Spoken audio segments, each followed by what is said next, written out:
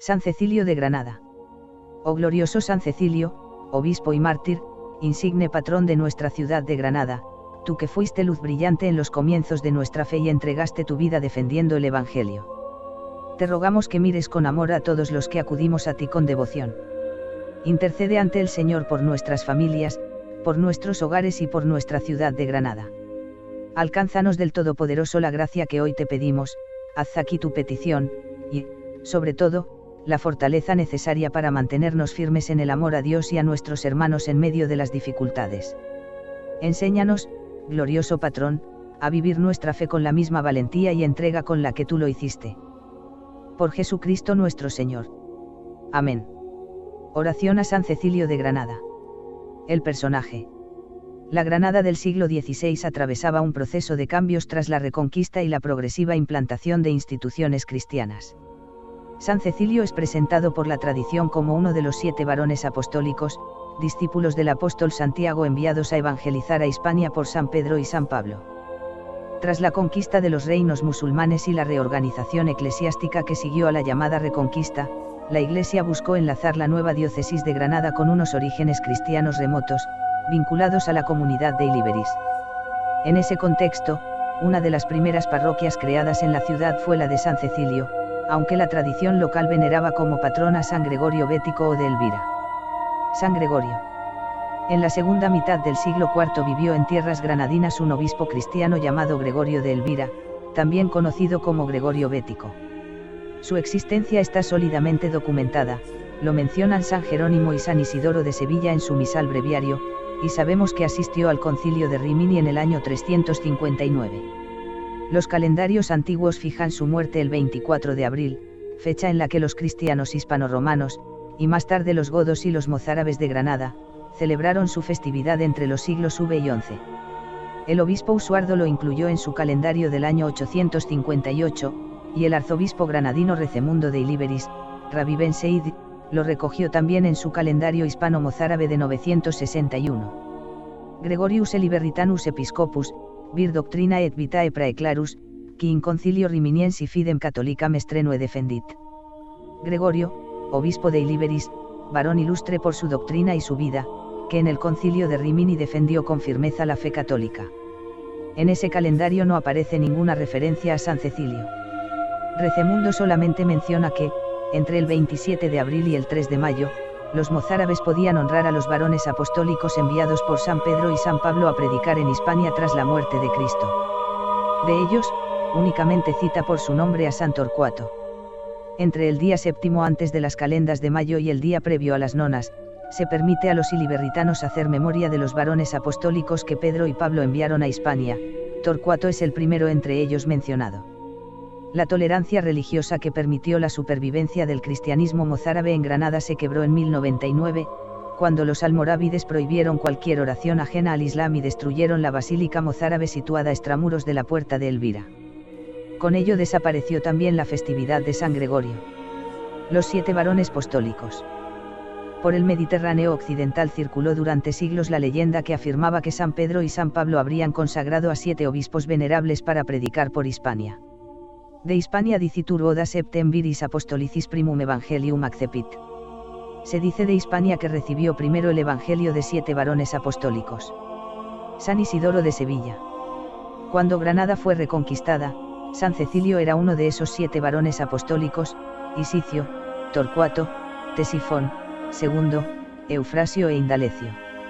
Hasta 1501 pocos habían oído hablar de él, pero ese año se decidió levantar la parroquia de San Cecilio en la Antequeruela, probablemente sobre una antigua jima musulmana o sinagoga judía. No fue de las primeras parroquias cristianizadas, sino la 14ª del programa catequizador impulsado por Cisneros. En la colación de la Antequeruela se erige iglesia bajo la advocación de Sancto Cecilio, sobre casa antigua de moros. Actas de erección parroquial, Granada, 1501. El concilio de Elvira y la operación morisca.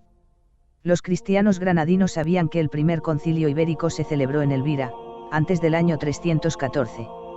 Sus actas confirman la existencia de una comunidad cristiana en Ilíberis y mencionan a un obispo llamado Flavianus. Flavianus Episcopus Iliberritanus interfuit.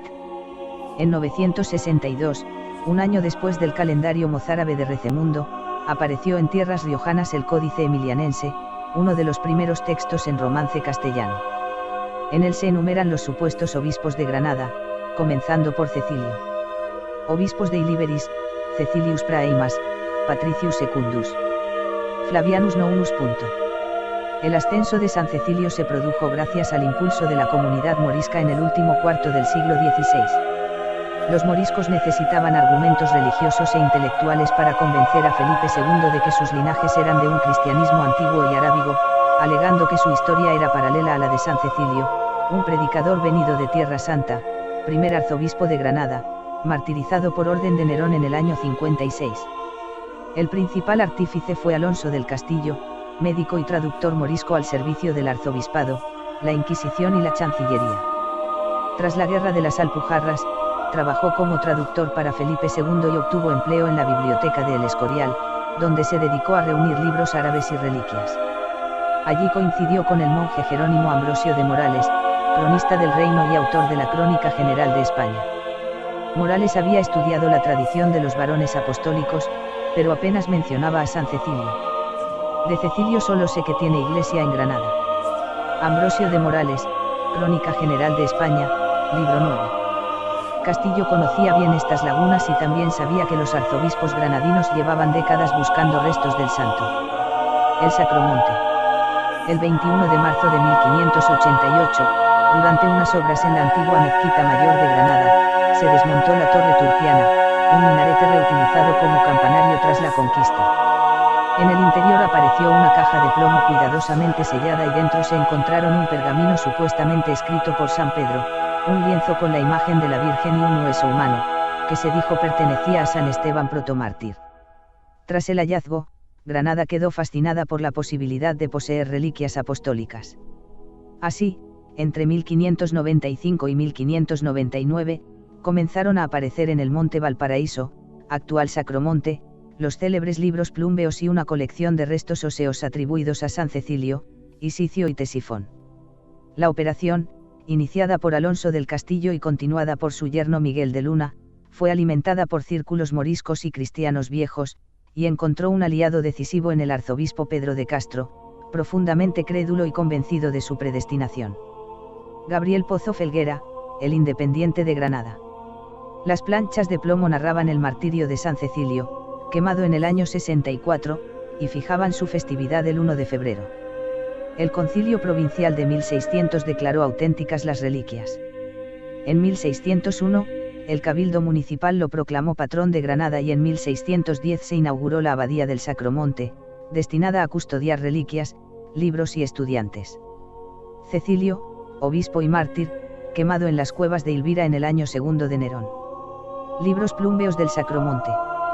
La devoción popular se volcó con el nuevo santo. En 1599, durante la epidemia de peste, los caballeros 24 subieron al Sacromonte a pedir su intercesión, desplazando San Cecilio definitivamente a San Gregorio.